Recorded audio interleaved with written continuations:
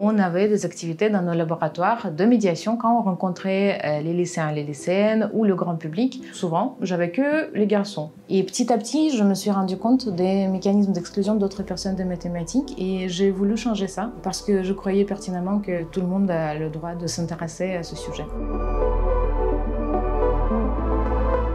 Je suis mathématicienne et je travaille dans le domaine des systèmes dynamiques. C'est un modèle mathématique qui étudie le mouvement. Il s'inspire de la physique et de la mécanique. Et moi, je m'intéresse au comportement des systèmes dynamiques à long terme.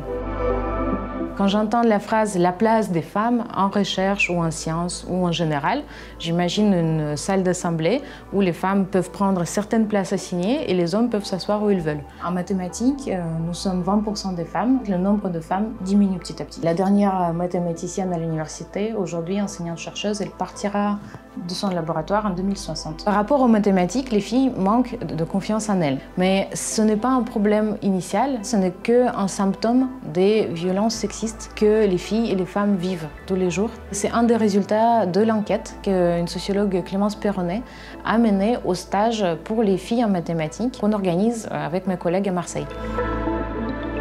Ce que je sais en tant que médiatrice, c'est de proposer des différents contenus, de différentes approches de mathématiques pour que tout le monde puisse s'y intéresser de manière très différente. J'ai commencé par les conférences de recherche assez classiques, mais aujourd'hui, je trouve que les formats les plus intéressants sont ludiques. On a cette activité qui s'appelle Street Math. C'est une rencontre collective de dessins à la craie dans la rue qui ont un lien avec un principe mathématique.